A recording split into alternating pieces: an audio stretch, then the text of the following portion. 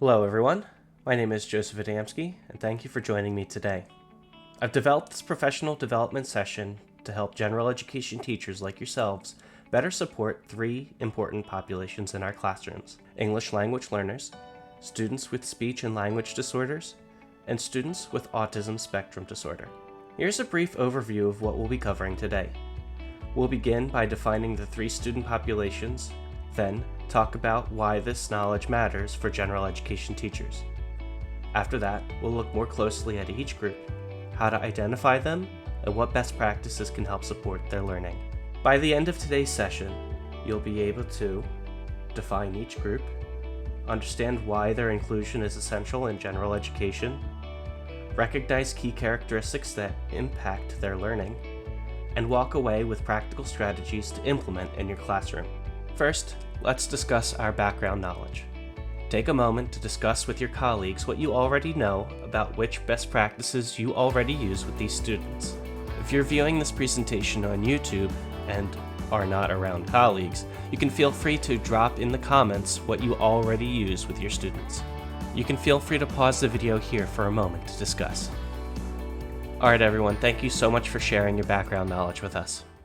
Let's start with some definitions. English language learners are students whose primary language is not English and are in the process of acquiring English language proficiency. Speech and language disorders can impact how students understand and produce language, and these disorders may be primary or secondary to their disabilities. Autism spectrum disorder affects verbal and nonverbal communication, social interaction, and often includes repetitive behaviors and sensitivities to changes or stimuli. But how does this apply to the general education teacher? For ELLs, mere exposure to English isn't enough. Academic proficiency can take up to 10 years to fully develop, even when conversational skills seem solid. For students with speech-language disorder, 87% spend most of their day in the general education setting. And for students with autism spectrum disorder, nearly 60% are included for at least 40% of their day. The main point is, these students are in your classrooms. Supporting them is a shared responsibility. On to English language learner students. ELLs may be recent immigrants or students who've spoken another language at home since birth. Many experience what is called the silent period, where they say little or nothing while adjusting. Student personalities play a significant role. Outgoing students may engage more quickly, while shy students may take more time. It is essential we recognize that every ELL student brings unique traits, skills, and learning styles to the table. Some best practices for ELLs include providing decoding and vocabulary instruction, preserving and encouraging the use of students' native languages, differentiating instruction through group work or tutoring, conducting informal oral assessments or get-to-know-you activities to determine what students already know, pairing ELLs with peers who speak their native language when possible. Remember, learning a new language is complex. Social fluency does not equal academic fluency.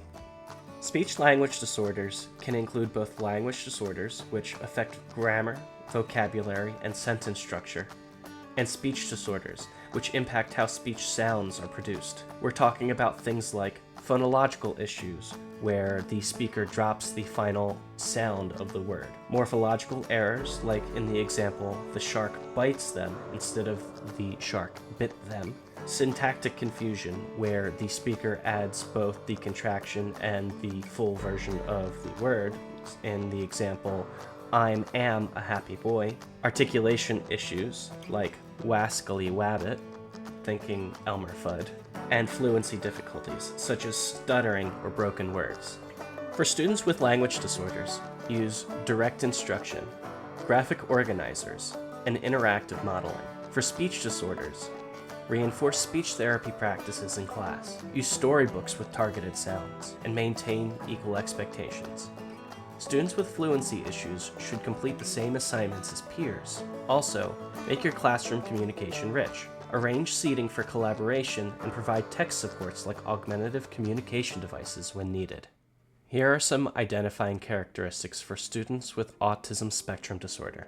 Students with ASD may struggle with social interaction, like eye contact and understanding others' emotions, Communication. Some may be nonverbal or repeat others' words. Behavioral traits, like repetitive motions, rigid routines, or deep fixations. And cognitive traits, like difficulty shifting focus or understanding others' perspectives. You may also encounter students with sensory sensitivities and unusual responses to physical stimuli, like noise or temperature. As far as best practices go, students with ASD thrive with structure. Some best practices include using consistent routines, employing visual supports, concrete examples, and technology-based instruction, teaching through direct instruction and social stories, which are short scenario-based narratives that model behavior. Provide a home base in the school where the students can go to regroup, and utilizing AAC systems for nonverbal students, such as PECS or voice output devices.